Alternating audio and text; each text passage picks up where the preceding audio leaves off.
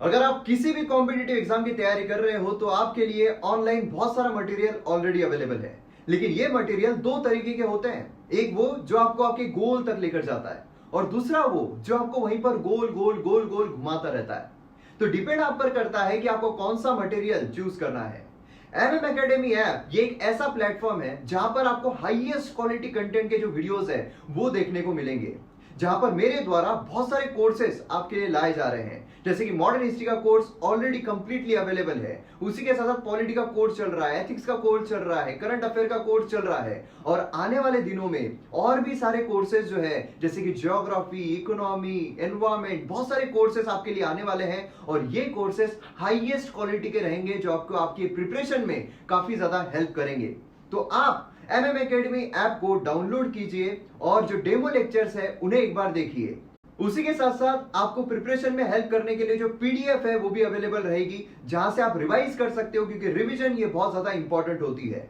और MM academy app ये पहला प्लेटफॉर्म है जहां पर स्टूडेंट्स के साथ इंडिविजुअली मैं लाइव इंटरेक्ट करता हूं, जहां पर उनके जितने भी डाउट्स होंगे, भले वो एकेडमिक हो या पर्सनल हो, वो सब मैं सॉल्व करता हूं। तो जल्द से जल्द डाउनलोड कीजिए एमएम एकेडमी ऐप और वीडियोस को एंजॉय कीजिए।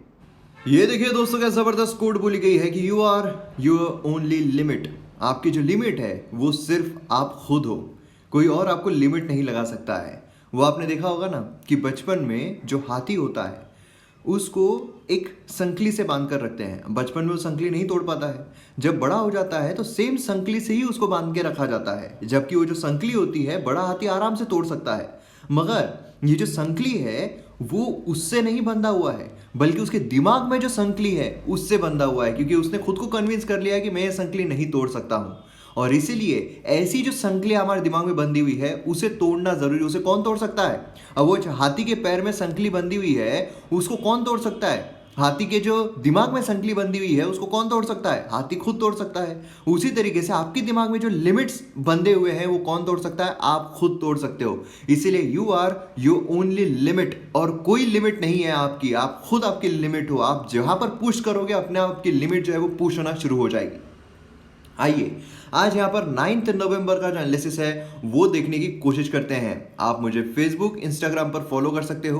पीडीएफ वीडियो अपडेट्स के लिए आप मुझे टेलीग्राम पर फॉलो कर सकते हो। लिंक सभी की डिस्क्रिप्शन में दी हुई है।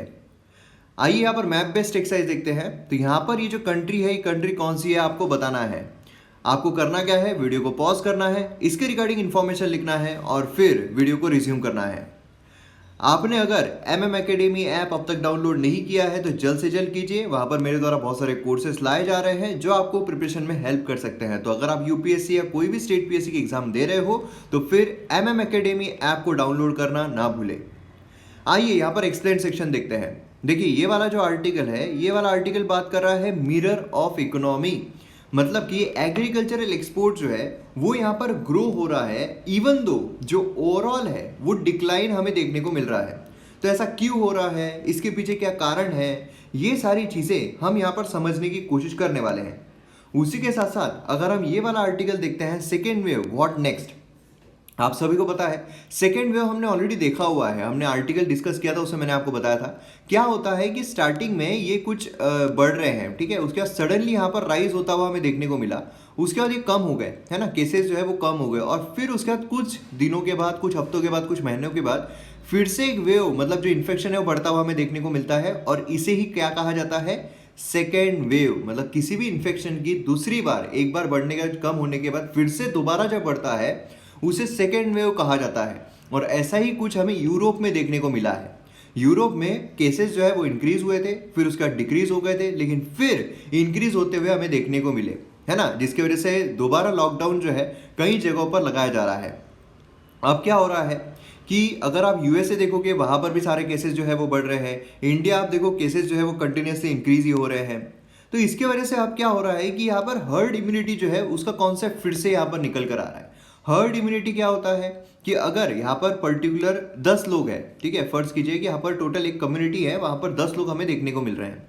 अब ये जो 10 लोग हैं, 1 2 3 4 5, 1 2 3 4 5, अब ये जो 5 लोग हैं इनमें से अगर कोई वायरस आता है, एंटर करता है, तो इनको अफेक्ट करेगा, इनको अफेक्ट करेगा, इनको अफेक्ट करेगा, वो काफ़ी तेज़ी से अफेक्ट करेगा, है ना। लेकिन एक बार अगर ये इन्फेक्ट हो जाते हैं फिर रिकवर्ड हो जाते हैं तो इनके अंदर एंटीबॉडीज जो है वो आ जाती है। एंटीबॉडीज हमने देखा हुआ है कि एक हमारी पर्सनल आर्मी होती है, तो एंटीबॉडीज जब आ जाती है तो दोबारा ये इन्फेक्ट नहीं हो सकते हैं। ठीक है, नॉर्मल सर्कमस्टेंसेस में बोल रहा हूँ, कोरोना वायरस के सिलसिले में नहीं। अब यहाँ पर क्या है कि कोई भी अगर रिकवर्ड हो रहा है उसके अंदर एंटीबॉडीज है उस इन्फेक्शन को लड़ने के लिए, इससे दोबारा उसे वो वायरस नहीं इन्फेक्ट करेगा। तो अब क्या है कि आते से ये जो इन्फेक्शन है काफी तेजी से तो बढ़ गया, मतलब यहाँ पर काफी लोगों को जो इन्फेक्ट कर लिया, यहाँ पर सभी पांचों को कर लिया, फिर इनको भी कर लिया, इनको भी कर लिया, है ना। अब ये जो 3 लोग हैं ये ज्यादा लोगों के कांटेक्ट में नहीं आ रहे हैं। ठीक है, क्या होता है जब कांटेक्ट में आते हैं तब इन्फेक्शन जो है वो इंक्रीज होता है। तो अब इन लोगों के पास क्या हुआ, इन लोगों के पास इम्यूनिटी आ चुकी है। तो जब इन लोगों के पास इम्यूनिटी आ चुकी है तो इतना ही तेजी से स्प्रेड होगा कि आगे वायरस नहीं होगा। ये जब कभी कभार इनके कांटेक्ट में आ जाए, क्योंकि ये तो सब रिकवर्ड हो चुके हैं, है ना, अगर कांटेक्ट में आ जाए तो हो सकता है इसको हो। तो इसे क्या कहा जाता है, हर्ड इम्यूनिटी। मतलब क्या है कि इतने परसेंटेज, मिनिमम परसेंटेज ऑफ लोग जो है उनको वायरस इन्फेक्ट करके वो लोग रिकवर्ड हो चुके हैं कि अब वो वायरस जो है वो उतना तेजी से स्प्रेड हो ही नहीं रहा है, क्योंकि ये लोग दोबारा एक दूसरे कांटेक्ट में आएंगे तो इनको तो होने नहीं वाला है ना। जब ये बचे हुए लोग कभी कांटेक्ट में आ गए उसकी प्रोबेबिलिटी आप सोचिए कितनी कम है ना। तो ये चीज हमें यहाँ पर देखने को मिलती है। तो अब हर्ड इम्यूनिटी कॉन्सेप्ट जो है फिर से अराइज हो रहा है। तो यही चीज जैसे कि स्टार्टिंग में अगर हमने देखा था तो जो यूके था उन्होंने बोला था कि हर्ड इम्यूनिटी जो है उसकी तरफ जाना चाहिए, लेकिन काफी सारे लोग इन्फेक्ट हो रहे हैं। मतलब समझ लीजिए ऐसा बोला जाता है 60% ऑफ पॉपुलेशन जो है वो इन्फेक्ट होना चाहिए। इंडिया में कितने कितने करोड़ों लोग हैं उसका 60% समझ लीजिए, और फिर उसके बाद अगर हम डेथ रेट देखते हैं तो कितना, मतलब बहुत मुश्किल है। अभी भी हम ये नहीं बोल सकते इंडिया में इतने केसेस होने के बावजूद हम हर्ड इम्यूनिटी जो है वो अटेंड कर चुके हैं, है ना। ये चीज हमें देखने को मिल रही है। और उसी के साथ साथ एंटीबॉडीज में ये भी हमें नहीं पता है कि कोरोना वायरस अगर एक बार होता है तो फिर से दोबारा नहीं होगा, इसकी भी गारंटी जो है, क्योंकि हमें कोरोना वायरस के बारे में करेक्टली पता ही नहीं है। तो ये प्रॉब्लम जो है वो हमें देखने को मिल रहा है। काफी जगहों पर लॉकडाउन की वजह से फिर से इकोनॉमिक इंस्टेबिलिटी जो है वो हमें देखने को मिल रही है ना। तो ये चीज जो है पर्सपेक्टिव जो आपको पता रहना चाहिए। और हेल्थ सेक्टर जो है उसको हमें अपग्रेड करने की, सिर्फ इंडिया ही नहीं तो ओवरऑल कंट्री में भी जितने भी वर्ल्ड में कंट्रीज देखने को मिल रहे हैं उनको भी अपग्रेड करने की इतनी जरूरत है। इस कोरोना वायरस ने सभी को सिखा दिया है। और जो वोट्स है वो अब कास्ट, रिलीजन इसके बेसिस पर नहीं बल्कि हेल्थ केयर, एजुकेशन इसके बेसिस पर मांगना शुरू करना चाहिए, और हमने भी उस बेसिस पर देना चाहिए। ये हमें भी समझ में आ जाना चाहिए। क्लियर है। यहाँ पर एडिटोरियल पेज और आइडियाज पेज हम देखते हैं तो इसमें देखिए बिडेन जो है वो जीत गए हैं इलेक्शंस, और उसी के साथ साथ यहाँ पर हमें देखने को मिल रहा है कि जो गुड फूड फिक्स, यहाँ पर न्यूट्रिशनस फूड की बात की जा रही है। तो इसे हम इस आर्टिकल को अच्छे तरीके से कवर करेंगे। ये वाला जो है डीमोनेटाइजेशन जो है हुआ है उसको साल बीत गए हैं, तो अब यहाँ पर क्या इसमें हमें फायदा नुकसान क्या देखने को मिला उसके बारे में आर्टिकल बात कर रहा है, तो इसे भी हम देखेंगे। उसी के साथ ये वाला जो आर्टिकल है ये बात कर रहा है डीडी क्या है, डीडी है ना न्यूज। अभी आपने देखा होगा टीआरपी जो है काफी ज्यादा कंट्रोवर्सी चल रही है, तो उसी के रिगार्डिंग यहाँ पर आर्टिकल में बात की जा रही है कि हम जो हमारे गवर्नमेंट वाले हैं उनको कैसे अपग्रेड कर सकते हैं, उसको कैसे हम मेन स्ट्रीम में ला सकते हैं, उसके बारे में यहाँ पर बात हो रही है। तो एक मेंस पर्सपेक्टिव से भी काफी प्रोमिनेंट क्वेश्चन इसमें बन सकता है। तो ये सारे आर्टिकल्स है जो आज हम देखने वाले हैं। चलिए शुरू करते हैं। तो आइए पहला आर्टिकल यहाँ पर हम देखते हैं, the mirror of economy agricultural exports grow amid overall decline. Overall decline के बावजूद यहाँ पर हमें जो एग्रीकल्चरल एक्सपोर्ट है वो ग्रो होता हुआ देखने, एग्रीकल्चरल एक्सपोर्ट। ठीक है, अब ये हमारे जीएस पेपर 3 के लिए काफी इंपॉर्टेंट है। सीधा सीधा ऐसा स्टेटमेंट आपको प्रीलिम्स में भी पूछा जा सकता है, ठीक है, या फिर सीधा स्टेटमेंट आपको मेंस में भी पूछा जा सकता है। सीधा स्टेटमेंट आ जाएगा, in the mirror of economy agricultural export grow amid overall decline, explain, analysis, evaluate, कुछ भी आपको एग्जाम में पूछा जा सकता है मेंस पर्सपेक्टिव से भी, इसीलिए काफी इंपॉर्टेंट है। अब देखिए जब भी ऐसे क्वेश्चन कुछ आते हैं तो आपको फैक्ट्स भी पता रहना जरूरी है, और इसी पर्सपेक्टिव से जो आर्टिकल्स होते हैं इसके आपको नोट्स पता रहना चाहिए, नोट्स आपके पास रहने चाहिए, जैसे कि फैक्ट्स आपको पता रहे। फिगर्स, कुछ फिगर्स अगर आप कोट कर देते तो बहुत जबरदस्त इंपैक्ट पड़ता है। तो ये जो है ये आपको पीडीएफ, इसलिए मैं पीडीएफ जो है वो शेयर कर देता हूँ टेलीग्राम चैनल पर। तो टेलीग्राम पर इसलिए मैं बोलता हूँ आप फॉलो जरूर कीजिए, क्योंकि पीडीएफ बहुत इंपॉर्टेंट है। संडे टू संडे आप पीडीएफ रिवाइज कीजिए, अपने आप आपको सब याद हो जाएगा। इंडियन एग्रीकल्चर एक्सपोर्ट जो है are up 4.6% year on year dollar terms में। अगर हम देखते हैं अप्रैल से सितंबर, ये तब आया है जब ओवरऑल मर्केंटाइज एक्सपोर्ट जो है वो यहाँ पर 21.2% एनुअल डिक्लाइन जो है वो देखने को मिल रहा है। मतलब यहाँ पर देखिए ओवरऑल डिक्लाइन हो रहा है, लेकिन एग्रीकल्चर का जबरदस्त ये हो रहा है ना, बढ़ रहा है।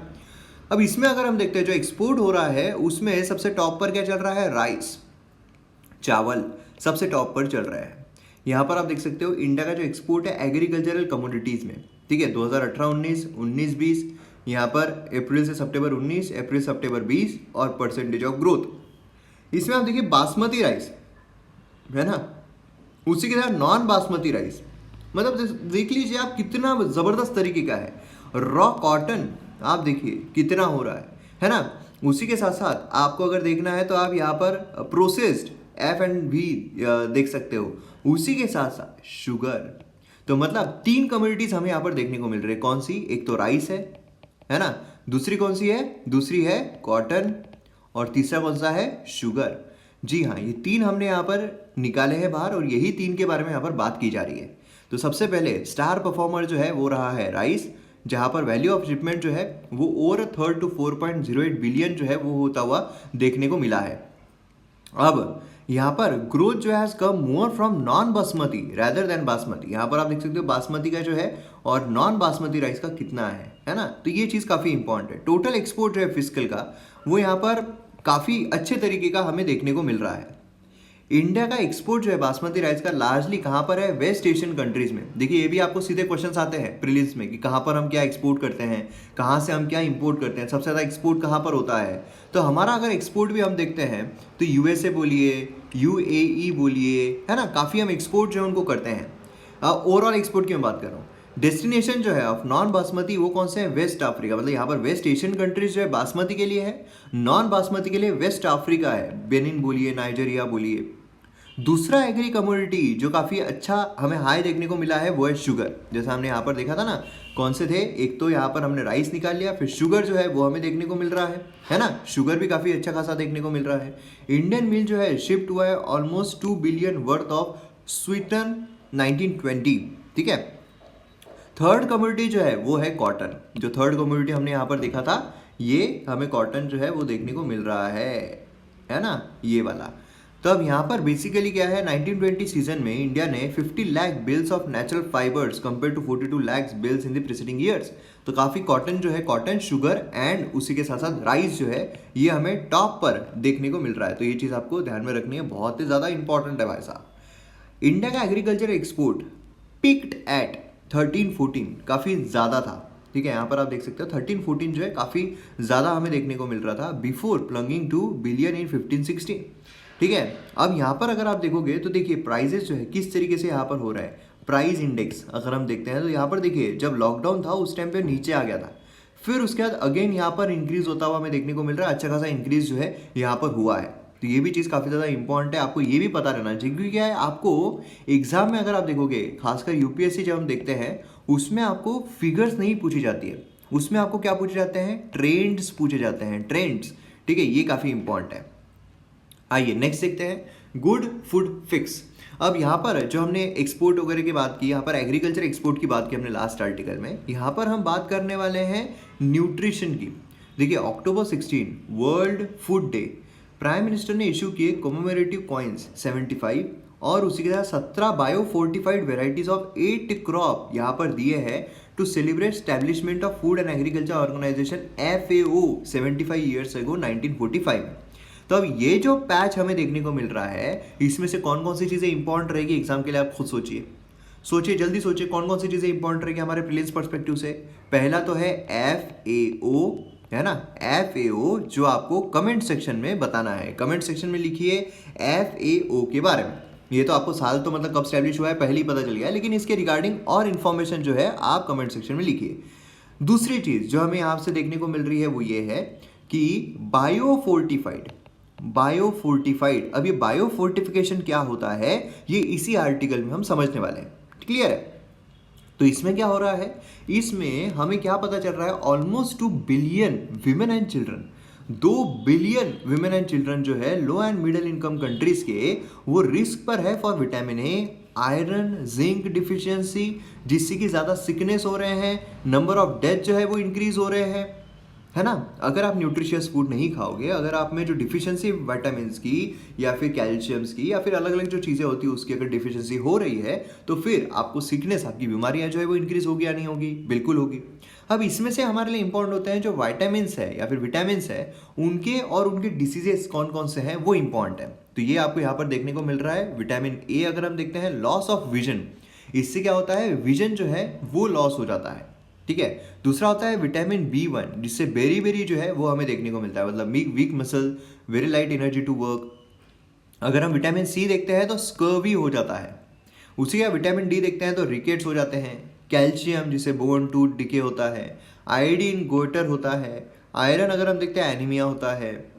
अब आपको मैच द पेयर में पूछा जा सकता है, ये इसके साथ ये मैच द पेयर कर देंगे, इसके साथ ये मैच द पेयर कर देंगे। तो मैच द पेयर के रिगार्डिंग आपको ये बहुत इंपॉर्टेंट है, याद रखना। प्राइमरी अंडरलाइंग कॉज जो है मिनरल एंड विटामिन डिफिशियंसी का, वो है लो क्वालिटी डाइट। सबसे इंपॉर्टेंट क्या है, लो क्वालिटी डाइट। हम डाइट अगर प्रॉपर नहीं खाएंगे, क्वालिटी का खाना नहीं खाएंगे, तो हम बीमार जरूर पड़ेंगे, क्योंकि जो भी हमारे शरीर को चाहिए वो मिलेगा नहीं। Poor Dzire but cannot afford, जो गरीब इंसान है वो डिजायर करता है, वो क्या ये सोचेगा कि नहीं यार, मेरे को अच्छा खाना खाना ही नहीं है, मेरे को बुरा खाना खाना है यार, मेरे को बुरा खाना खाना है, मैं बुरा खाना खाऊंगा या खाऊंगी तो मेरे लिए अच्छा रहेगा, ऐसा कोई सोचता है नहीं। गरीब इंसान जो है वो भी बोलता है कि नहीं, मुझे डिजायर उसकी होती है कि मुझे अच्छा खाना खाना है, मगर नहीं खा पाता। उसके पीछे कारण क्या है, कारण ये है कि वो परचेज नहीं कर पाता है ना। वेजिटेबल्स बोलिए, फ्रूट्स बोलिए, पल्सेस बोलिए, एनिमल प्रोडक्ट्स बोलिए। अब उसे क्या करना पड़ता है, उसे जो स्टेपल फूड है उसी पर डिपेंडेंट रहना पड़ता है, जैसे कि व्हीट हो गया, राइस हो गया, क्योंकि उसे सब्सिडाइज्ड रेट पर मिल रहे हैं, सस्ते दामों पर मिल रहे हैं, है ना। लेकिन ये जो है, इससे सारा आपको जो विटामिन है, मिनरल्स है, वो मिलते हैं क्या, नहीं मिलते हैं, है ना। तो ये चीज काफी इंपॉर्टेंट है। No wonder poor people satisfy their hunger by consuming large amount of staple food, है ना। उनकी भूख जो है वो मिट जाती है, लेकिन भूख मिटने से क्या उनको पूरे न्यूट्रिएंट्स मिल जाते हैं, नहीं मिलते हैं। अब यहाँ पर स्टेपल और नॉन स्टेपल फूड क्या होता है, नॉन स्टेपल फूड मतलब consumption of non staple food such as meat, fish, है ना। ये सारी चीज़ें जो है ये हमें देखने को मिलती है। स्टेपल फूड मतलब व्हीट, राइस, ये सारी चीज़ें, है ना। अब यहाँ पर एड्रेस कैसे कर सकते हैं हम, ये जो low intake of minerals and vitamin का प्रॉब्लम चल रहा है, इसको हम कैसे एड्रेस कर सकते हैं, इसको कैसे सोल्यूशन निकाल सकते हैं। तो ये आपको पूछा जा सकता है सीधा क्वेश्चन, और ये आपको किसी न किसी गवर्नमेंट स्कीम्स के तहत भी पूछा जा सकता है। मतलब पोषण अभियान जो है वो गवर्नमेंट ने लाया है, उससे हमें थोड़ा अच्छा इंक्रीज तो देखने को मिल रहा है, लेकिन व्हाट आर अदर वेज जिससे हम और अच्छे तरीके से जो हमारा ग्लोबल हंगर इंडेक्स है उसमें बेटर कर सकते हैं, या फिर जो ओवरऑल फूड कैपेसिटी है, न्यूट्रिशन है, वो लोगों तक पहुंचा सकते हैं। कैसे भी क्वेश्चन आपको आ सकते हैं, तो इसीलिए आपको तैयार रहना है। और ये जो डेटा है ये काफ़ी इंपॉर्टेंट है। इसमें दो ब्रॉड स्ट्रेटेजीज देखने को मिलती है। कैसी, फर्स्ट तो ये है कि is to improve the density of minerals and vitamin in the high amount of food staple that the poor already consume. सबसे पहली चीज़ तो ये है कि भैया आप जो गरीब इंसान, जो पुअर इंसान है, वो जो खा रहा है स्टेपल फूड जो खा रहा है, उसी में आप क्या करो, जो डेंसिटी है मिनरल्स की, विटामिन की, वो इंक्रीज कर दो। सेकेंड ये है कि कंजम्पशन जो है न्यूट्रिशियस नॉन स्टेबल फूड का, वो इंक्रीज कर दो। अब ये हम इंक्रीज कैसे कर सकते हैं, ये तो पहले से ही खा रहे हैं ना, जो स्टेबल फूड है तो पहले से ही खा रहे हैं, उसमें हम जो डेंसिटी है मिनरल्स विटामिन की, वो इंक्रीज कर सकते हैं। लेकिन अगर जो naturally available vitamin and minerals का खाना है, नॉन स्टेबल फूड है, अगर उसकी बढ़ोतरी करना है तो फिर क्या करना पड़ेगा, वो raising income and lowering the real prices of non stable food. मतलब एक तो जो इनकी इनकम है वो इंक्रीज कर दो जिससे कि वो परचेस कर पाए, दूसरा जो स्टेपल फूड महंगे हैं उनको सस्ता कर दो जिससे कि ये लोग अफोर्ड कर पाए। क्लियर है, तो ये दो चीजें बहुत इंपॉर्टेंट है। अब यहां पर हमें देखने को मिलता है ऑब्जेक्टिव क्या होना चाहिए within the sub category of focusing on food staple is to increase density of nutritious component. जो हमने यहाँ पर पहला देखा है ना कि यहाँ पर डेंसिटी जो है मिनरल्स एंड विटामिन की वो इंक्रीज करे। अब ये कैसे इंक्रीज कर सकते हैं, सवाल तो आएगा ना, कैसे इंक्रीज कर देंगे, जो राइस है उसमें जिस तरीके का मिल रहा है वही खाएंगे ना, इसमें हम इंक्रीज कैसे कर सकते हैं, तो उसके लिए हमें देखने को मिलता है क्या, biofortification. Biofortification, natural fortification. Fortification मतलब क्या, फोर्टिफिकेशन का मतलब होता है उसमें न्यूट्रिएंट्स बढ़ाना, जो भी हम खा रहे हैं उसमें न्यूट्रिएंट्स बढ़ाना। ट्रेडिशनल फोर्टिफिकेशन क्या होता है कि जैसे व्हीट है, ठीक है, व्हीट हमने निकाल लिया, जो गेहूं है निकाल लिया, अब उसमें आर्टिफिशियल बाहर से हम कोई न्यूट्रिएंट जो है वो इंट्रोड्यूस कर रहे हैं और फिर उसका एक पैक बनाकर हमने बेच दिया जिसमें ज़्यादा न्यूट्रिएंट्स है ना। हमें देखने को मिलता है ना, ये वाला आटा लो, इसमें आपको ये सारे न्यूट्रिएंट्स मिलेंगे, क्यों? उसको फोर्टिफाई किया गया है। दूसरा होता है बायो फोर्टिफिकेशन। आपको सीधा क्वेश्चन आ सकता है ट्रेडिशनल एंड बायो में। बायो फोर्टिफिकेशन में क्या होता है कि इसमें आप जो प्लांट है उसकी ब्रीडिंग करते हो। प्लांट जो है इसमें क्या होता है, इसमें आप जीन जो है वो इंसर्ट करते हो, सीड्स में कुछ ऐसी चीजें चेंजेस लाते हो जिससे कि जो नेचुरली यहाँ पर जो प्लांट आ रहा है वही यहाँ पर न्यूट्रिएंट रीच रहे। मतलब पहले क्या है ट्रेडिशनल इसमें कि हम यहाँ पर निकाल रहे हैं नॉर्मल वाले इसको निकालने के बाद हम न्यूट्रिएंट दे रहे हैं, लेकिन यहाँ पर ऐसा है कि उसको उगाने के पहले ही हम उसे न्यूट्रिएंट रिच बना रहे हैं ब्रीडिंग करके, जिससे कि जो प्लांट निकलेगा वो ऑलरेडी न्यूट्रिएंट रिच रहेगा और इस तरीके से हमें यहाँ पर न्यूट्रिशियस फूड जो है वो देखने को मिलेगा। तो बायो फोर्टिफिकेशन जो है इसके जरिए हम पहली चीज जो है उसे सॉल्व कर सकते हैं, इसे रिजॉल्व कर सकते हैं कि मिनरल्स को हमें यहाँ पर इंक्रीज करना है।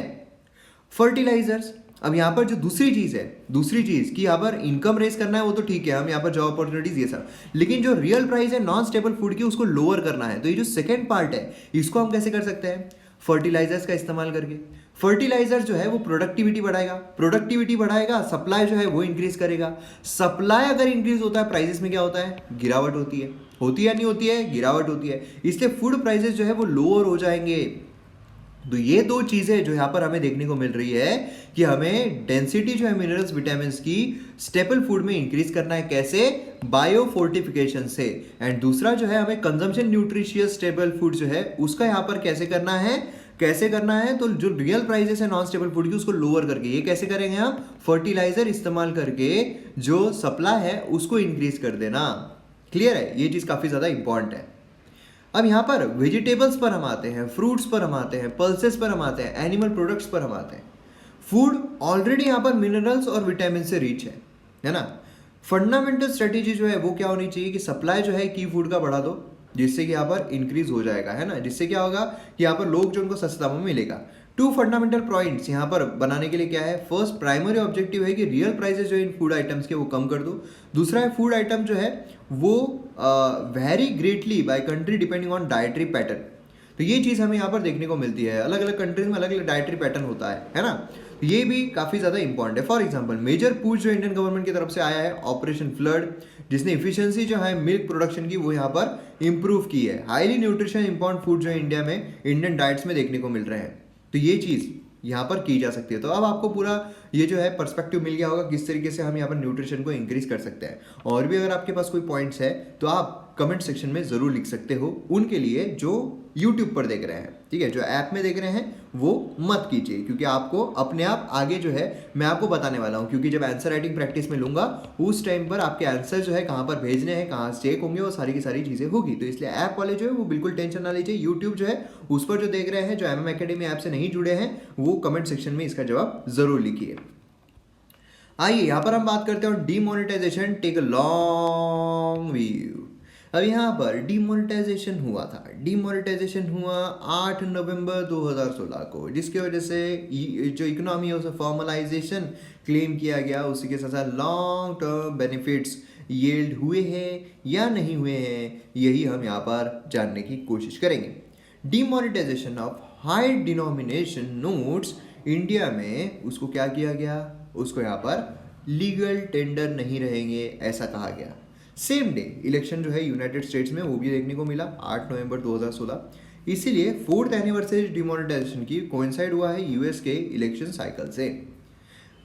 इन दी प्रोसेस ये एक्सपेक्ट किया जा रहा था कि बैन जो है हाई डिनोमिनेशन नोट्स पर, ये यहाँ पर डिजिटाइजेशन जो है उसको एनकरेज करेगा कमर्शियल ट्रांजैक्शन के लिए, इकोनॉमी को फॉर्मलाइज करेगा। क्योंकि क्या होता है, कैश में जब ट्रांजैक्शन होता है तो फिर वो प्रॉपर नोट में नहीं आता है, लेकिन जब हम डिजिटल पर्सपेक्टिव से करते हैं वहाँ पर आता है। अभी भी आपने कई दुकानों में देखा होगा, हम जब दुकान में जाते हैं तो दुकानदार बोलता है कैश में दो, और अगर हम बोलते हैं कि मैं आपको गूगल पे करता हूँ, ये करता हूँ, तो वो बोलते हैं कि ठीक है फिर आपको GST जो है वो भी पे करना पड़ेगा, मतलब एक्स्ट्रा आपको पैसा जो है वो पे करना पड़ेगा।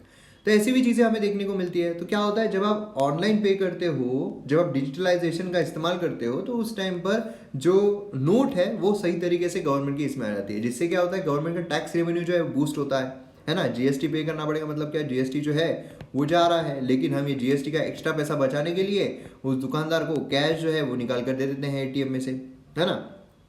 डायरेक्ट टैक्स कलेक्शन जो है वो ऊपर बढ़ा है, ठीक है। उसी के साथ साथ यहाँ पर demonetisation goods and service tax जो है उसका भी इंट्रोडक्शन हुआ है। गुड्स एंड सर्विस टैक्स क्या है, पॉलिटी के लेक्चर्स में MM एकेडमी ऐप पर गए goods and service tax separate chapter मैंने आपको एक्सप्लेन किया है।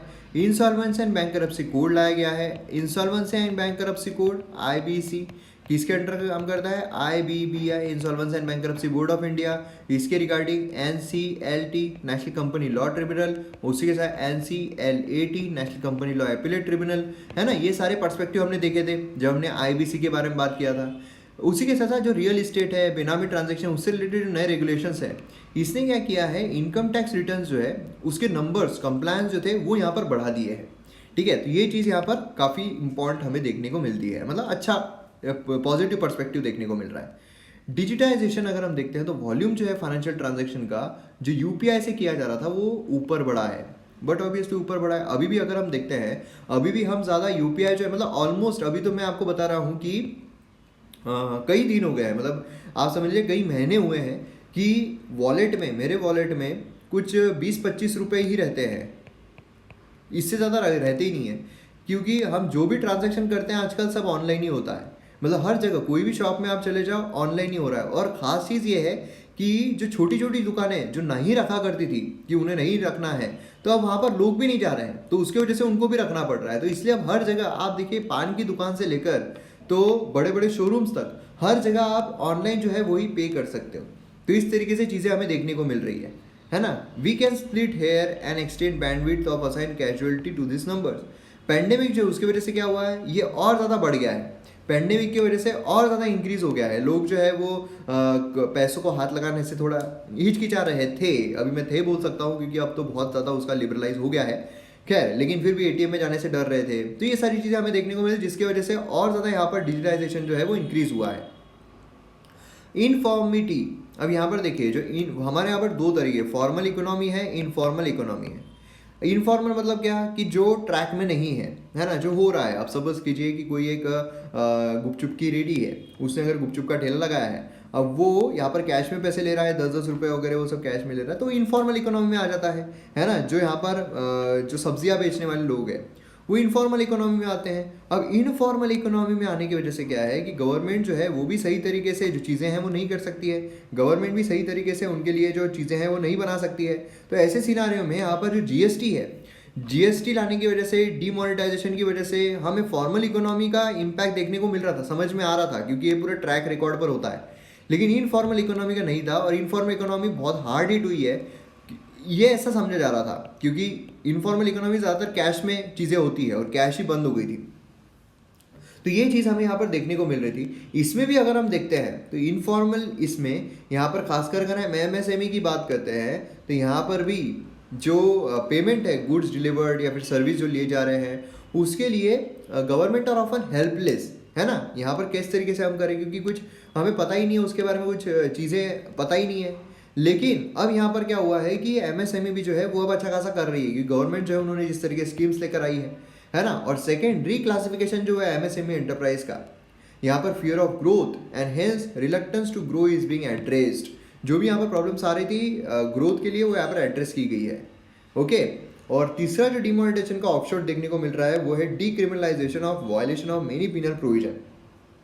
ये चीज़ मैंने आपको बताई है क्या, कि बहुत सारी ऐसी चीज़ है जो सिविल केसेस में आनी चाहिए थी, उसे क्रिमिनलाइज किया गया था। अब क्रिमिनलाइज जब करते हैं तब क्या होता है, तब आपको जेल में जाना पड़ता है। लेकिन आपके अगेंस्ट में सिविल केस अगर हो तो आपको सिर्फ पेनाल्टी भरनी पड़ती है। तो मोस्टली क्या था, पहले एग्जांपल के तौर पर मैं आपको बताऊं तो अगर मुझे मेरे बिजनेस के लिए लोन लेना है, अब लोन लेने से मेरा बिजनेस क्या होगा, बढ़ेगा। लेकिन अगर इनकेस मुझे ऐसा लगता है कि यार बिजनेस जो है वो नहीं बढ़ा, तो और अगर लोन आप नहीं चुका पाए, अगर वो क्रिमिनल ऑफेंस है, तो फिर क्या होगा, मुझे डर रहेगा कि अगर मैं लोन नहीं चुका पाया तो फिर मैं जेल में चला जाऊंगा। इसलिए मैं लेता ही नहीं हूँ यार, छोड़ो, जैसे चल रहा है वैसे ही चलने दो। तो बिजनेस इंक्रीज हो पाएगा कि नहीं। लेकिन अब अगर उसे क्रिमिनल ऑफेंस से निकालकर सिविल ऑफेंस में डाल दिया जाता है, तो फिर मेरे को ये रहेगा कि यार रिस्क मैं ले लेता हूँ, क्योंकि क्या है, पेनाल्टी ही लगेगी। लेकिन रिस्क है तो इश्क है ना। तो ऐसे सिनारियो में यहाँ पर क्या है कि मैं अपना बिजनेस बढ़ा दूंगा। तो ये चीज़ यहाँ पर की गई सरकार के द्वारा, क्रिमिनल ऑफेंस जो सिविल दिखते हैं उनको क्रिमिनल से निकालकर सिविल इसमें डाल दिया गया, जिससे कि और ज़्यादा यहाँ पर लोग जो है वो अपना एक्सपांशन कर सके। क्लियर है? तो ये भी चीज़ काफ़ी इंपॉर्टेंट है। नेक्स्ट यहाँ पर हम आ रहे हैं new DD for new time. Controversy जो इरप्ट हुई है टीआरपी के मामले में। इंडिया जो है टेलीविजन व्यूइंग अगर हम देखते हैं तो भैया यहाँ पर काफ़ी ट्रस्ट, दो चीज़ें काफ़ी प्रोमिनेंट हो गई। एक तो ट्रस्ट वर्दी डेटा और ट्रस्ट वर्दी वॉइस, है ना। मतलब जो अलग अलग जो बोलने वाले लोग हैं, एंकर्स है, उनको बांट दिया गया है, अपने आप बांट दिया गया है कि ये भैया ये है, ये भक्त है और ये चमचा है, ये बांट दिए गए हैं, है ना। और रियल जर्नलिज्म अगर हम देखते हैं तो एक्चुअल में नहीं है। अगर आप किसी को समझ भी रहे हो कि वो रियल जर्नलिज्म कर रहा है, तो रियल जर्नलिज्म इज़ नॉट कि आप जो गवर्नमेंट है उसको क्रिटिसाइज करो। जो गवर्नमेंट को क्रिटिसाइज नहीं कर रहा है, गवर्नमेंट का फेवर कर रहा है, उसको हो सकता है गवर्नमेंट ने पैसे दिए हो, है ना। और जो गवर्नमेंट का क्रिटिज्म कर रहा है उसको हो सकता है अपोजिशन ने पैसे दिए हो। तो इसीलिए अगर कोई क्रिटिज्म कर रहा है, सिर्फ उस बेसिस पर हम ये नहीं बोल सकते हैं कि नहीं ये तो सही जर्नलिज्म है, ये तो एकदम करेक्ट जर्नलिज्म है, ऐसा हम नहीं बोल सकते हैं, है ना। तो ये चीज़ आपको ध्यान में रखनी है, काफ़ी ज़्यादा इंपॉर्टेंट है। अब यहाँ पर क्या है, जो ब्रॉडकास्टर्स होते हैं, ठीक है, अब जो व्यूवरशिप है, जो इतने सदियों से नॉन कॉन्ट्रोवर्शियल व्यूवरशिप जो मेंटेन करके रखा है, वो है एक दूरदर्शन। दूरदर्शन गवर्नमेंट का, लेकिन नॉन कॉन्ट्रोवर्शियल रहा है व्यूवरशिप को लेकर। अब इसीलिए इसे हमें इंक्रीज करने की जरूरत है। पहली चीज़ क्या है, news has become entertainment and not journalism. अभी अगर आप देखोगे तो न्यूज़ क्या रहती है कि एंटरटेनमेंट रहती है, जर्नलिज्म तो बहुत ही कम हो गया है। एंटरटेनमेंट के बेसिस पर आपको देखने को मिलता है कि ये देखिए जो अर्नब गोस्वामी है उसने 2 दिन से खाना नहीं खाया है, उसने ये नहीं किया है, उसने सुसु नहीं की है, उसने पोटी नहीं की है। ये ऐसी जर्नलिज्म हमें देखने को मिल रही है। मुझे बताइए इससे क्या मिल रहा है आप, और ये भी क्यों दिखा रहे हैं, लोग देखते हैं।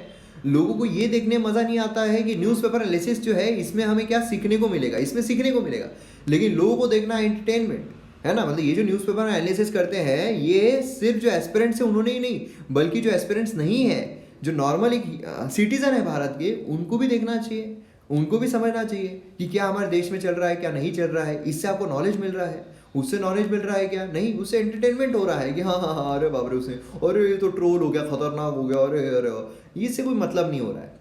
डीडी अगर हम देखते हैं तो उसके व्यूअर्स को back to staid but solid reporting जो है न्यूज़ की उस पर लेकर जाता है। मतलब पुराने ज़माने से बताता है, लेकिन एक सॉलिड रिपोर्टिंग होती है। दूसरा जो है 2022 में इंडिया जो है ग्लोबल लाइमलाइट में आने वाला है as president of prestigious G20।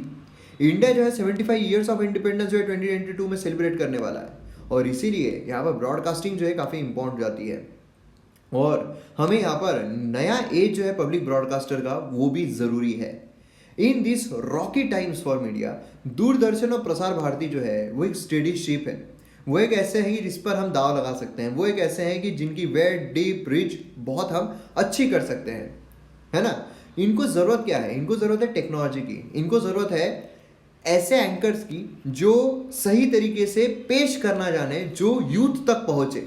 Youth तक पहुँचना बहुत ज़रूरी है ना, जिससे कि क्या हो कि उसका भी क्रेज एक डेवलप हो कि नहीं यार ये जो न्यूज़ चैनल है ये सही न्यूज़ बताता है, ये एक्चुअल में जो न्यूज़ है वो बताता है, ना कि हमें सिर्फ एंटरटेन करता है। एंटरटेन तो बिग बॉस भी करता है क्या चलो अब यहाँ पर क्या है, कैसे हम कर सकते हैं, इंडियाज वांटेड सॉफ्टवेयर एक्सपर्ट्स यहाँ पर दिए जा सकते हैं डीडी और प्रसार भारती को, most seamless, most cutting edge, most forward looking web application, जिससे कि व्यूवर्स जो है उनको ज़्यादा क्लैरिटी रहे। सोशल मीडिया यहाँ पर काफ़ी इंपॉर्टेंट रोल प्ले करता है। दूरदर्शन हो, प्रसार भारती हो, सोशल मीडिया जो उसका प्रेजेंस काफ़ी मिनिमल है, इससे लोगों तक उसकी रीच ही नहीं है, लोगों को पता ही नहीं है कि ये बताता क्या है, कोई नहीं देखना चाहता है। लगा देते हैं आज तक, लगा देते हैं आर रिपब्लिक, है ना, ये लगा देते हैं। इससे क्या होता है, इससे कुछ नहीं होता है, यही होता है मुझे ड्रग्स दो, मुझे ड्रग्स दो, मुझे ड्रग्स दो। और दूसरा ये रहता है कि एक इंसान जो अपने हाथ की फोल्ड करके ये कर रहा है, बिक गई है गवर्नमेंट, बिक गई है, यानी ये ऐसे हमें देखने को मिल रहा है। मतलब एक एकदम ही गवर्नमेंट की फेवर में, एक एकदम ही गवर्नमेंट के अगेंस्ट में। ये दोनों ही गलत है, ये दोनों ही गलत, ये दोनों बिके हुए, मैं आपको बता रहा हूँ, ये दोनों बिके हुए। मेन चीज़ होती है कि हम मुद्दे बताएं, जो एक्चुअल में चीज़ें हैं, जो सही है जो गलत है, दोनों का एनालिसिस करें, ये यहाँ पर इंपॉर्टेंट होता है। अकॉर्डिंग टू नसर उल हदी International Centre for Journalism, country जो इंडिया है, vast number of Android phone users है, तो वहाँ पर एक वेब एप्लीकेशन जो है वो बना सकते हैं। ये एक बेस्ट ऑप्शन हो सकता है जहाँ पर लोगों के हाथों में सारी की सारी चीज़ें हमें देखने को मिले। एनुअल मीडिया फोरम जो है वो लगाया जा सकता है, जिससे कि पूरी दुनिया के साथ हम नई टेक्नोलॉजीज जो है मीडिया पर वो डिस्कस कर सके, जिससे कि हमारा जो एक्चुअल में जो हमारा है दूरदर्शन बोलिए, जो प्रसार भारती है, जहां हम टैक्स पे कर रहे हैं, जिससे वजह से वो चल रहे हैं, वो यहाँ पर ऊपर आ सके, वो यहाँ पर बढ़ सके, उससे हम अच्छा बना सके, है ना। देखिए सारी की सारी चीज़ें जो है ना, सारी चीज़ें ये सब मतलब एक इल्यूजन है। मैं आपको बता रहा हूँ इल्यूजन होता है। इल्यूजन कैसे? जो भी आप गवर्नमेंट देख लीजिए, गवर्नमेंट हॉस्पिटल्स देखिए, गवर्नमेंट स्कूल्स देखिए, गवर्नमेंट मीडिया देखिए, जहाँ पर भी गवर्नमेंट लग रहा है वो हमेशा पीछे है। क्यों पीछे है? क्योंकि जितने भी पॉलिटिशियन हैं सबके यहाँ पर अपने private hospitals, private schools, private media ये सब बनी हुई है। तो लोग अगर गवर्नमेंट की तरफ जाना शुरू कर देंगे तो फिर इनका कैसे ऊपर आएगा बिजनेस। इसीलिए यहाँ पर पी जो है जी के बदले में ऊपर बढ़ता जाता है, जी को गिराकर पी को ऊपर लाया जाता है। ये यहाँ पर एक बहुत बड़ा इल्यूजन, ये स्कैम, ये एक्चुअली बहुत बड़ा स्कैम है ना। आप खुद देखिए ना, गवर्नमेंट कॉलेजेस, गवर्नमेंट स्कूल्स क्यों इतना ऊपर नहीं जा सकते हैं, जाने नहीं दिया जाता है। कुछ भी कर लीजिए उसके लिए जा ही नहीं सकते हैं, क्योंकि फिर इनका बिजनेस चौपट नहीं होगा क्या, है ना। ये चीज़ हमें यहाँ पर देखने को मिलती है। तो मैं उम्मीद करता हूँ आपको समझ में आ गया होगा क्या क्या चीज़ें करनी चाहिए, क्योंकि इसके रिगार्डिंग में आपको मेंस में सीधा क्वेश्चन पूछा जा सकता है। तो यहाँ पर हमारा वीडियो जो है वो खत्म होता है। MM एकेडमी अगर आपने डाउनलोड नहीं किया है ऐप को, तो आप ऐप को डाउनलोड कर सकते हो गूगल प्ले स्टोर से। लिंक आपको डिस्क्रिप्शन कमेंट सेक्शन में मिल जाएगी। मिलते हैं अगले वीडियो में। जय हिंद।